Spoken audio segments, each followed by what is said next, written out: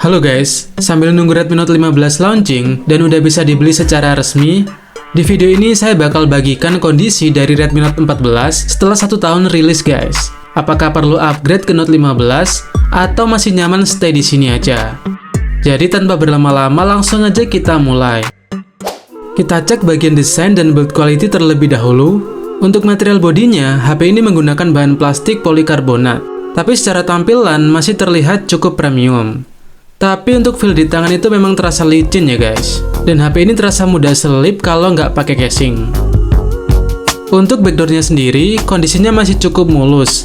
Nggak ada jamur dan juga belum kelihatan goresan yang mengganggu. Finishingnya pakai doff dengan aksen bintik-bintik seperti ini. Jadi nggak gampang ninggalin bekas sidik jari ya. Tapi beda cerita di bagian frame kameranya guys. Karena finishingnya glossy, jadi di bagian ini gampang banget ninggalin bekas sidik jari dan juga debu guys. Untuk tombol power dan volume sampai sekarang masih terasa clicky ya, dan nyaman ditekan. Cuma ada satu hal kecil yang agak sedikit mengganggu, yaitu di bagian SIM tray-nya.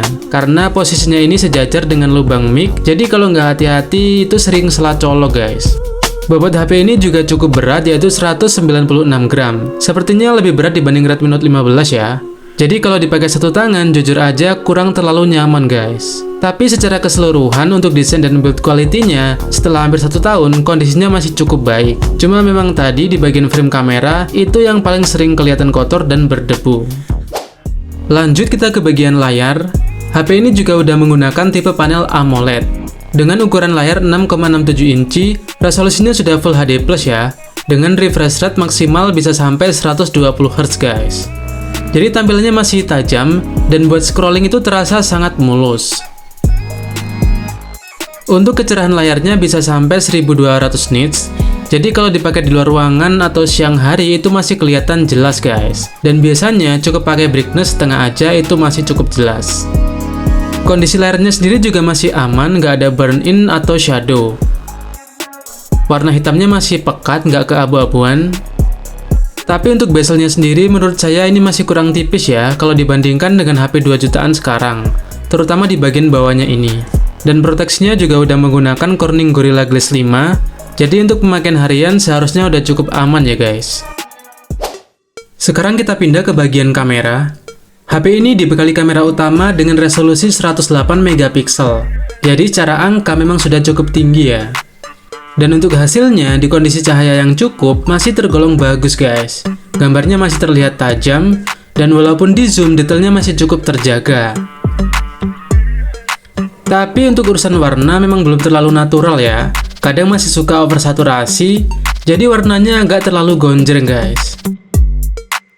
Tapi walaupun begitu, secara keseluruhan, hasil fotonya masih terlihat cukup rapi ya. Dan kalau diupload di sosial media, masih layak dan nggak malu-maluin banget guys.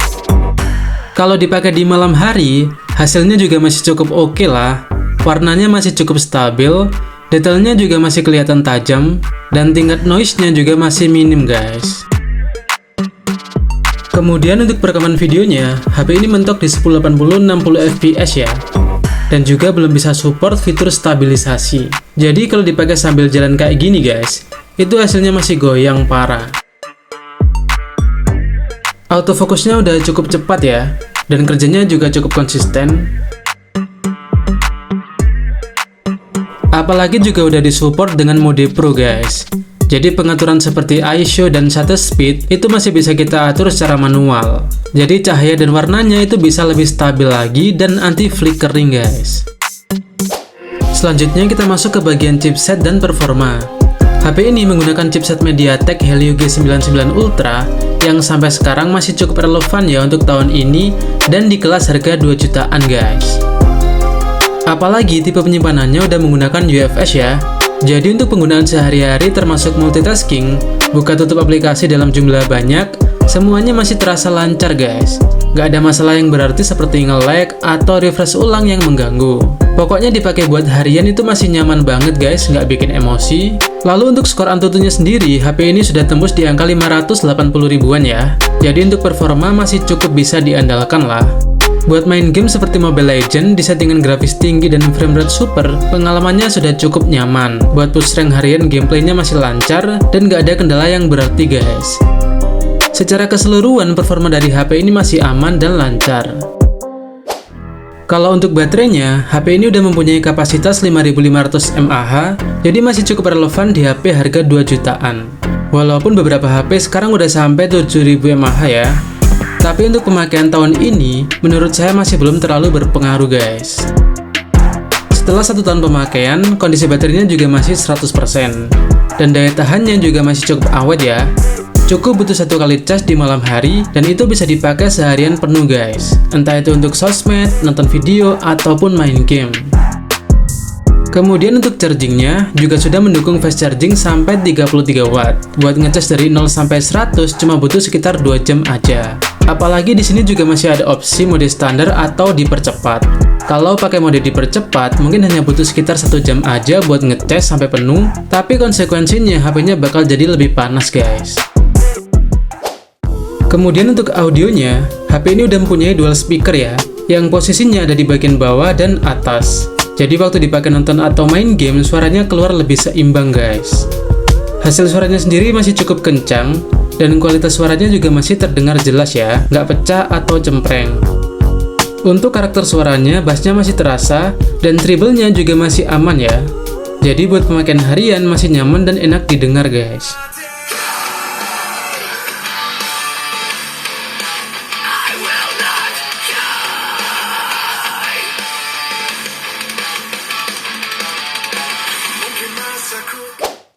Selanjutnya untuk sistem operasinya, HP ini sekarang menggunakan HyperOS 1 ekor 4 dan berbasis Android 14 dengan patch keamanan masih Februari 2025 ya. Walaupun sebenarnya juga udah dapat update ke HyperOS 2 ekor 2 guys, dan Androidnya kemungkinan juga dapat update ke Android 15. Tapi saya sendiri masih belum update ya, karena size update-nya itu cukup besar, hampir 5 GB guys. Tapi di versi sekarang ini, UI-nya dipakai harian masih cukup stabil, masih lancar, nggak ada first close atau crash, dan juga jarang sekali nemuin bug guys. Animasi dan responnya juga masih terasa sangat halus. Cuma tampilan dari control centernya ini, menurut saya masih terasa agak kaku ya, backgroundnya masih abu-abu dan belum transparan. Tapi untungnya untuk urusan iklan, sekarang udah nggak separah dulu guys. Yang tiap buka aplikasi selalu muncul, sekarang udah jauh lebih bersih dari iklan. Walaupun kadang masih ada ya, tapi kemunculannya itu jarang banget guys. Kemudian untuk fitur dan sensornya, menurut saya sudah cukup aman ya. Fiturnya juga masih terbilang lengkap, mulai dari game turbo, jendela mengambang, split screen, aplikasi ganda, ruang kedua, dan lain-lain. Kalau untuk sensornya sendiri, jumlahnya juga cukup banyak, infrared blaster masih ada, NFC juga tersedia, dan yang paling penting, sensor gyroscope-nya ini udah hardware guys. Jadi kalau dipakai main game seperti PUBG, itu terasa lebih responsif dan anti-delay. Jadi kesimpulannya, menurut saya Redmi Note 14 ini masih layak ya.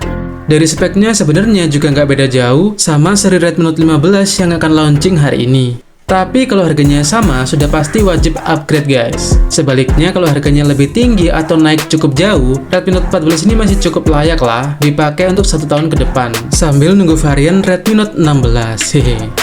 Oke, sampai sini videonya. Jangan lupa komen. Terima kasih.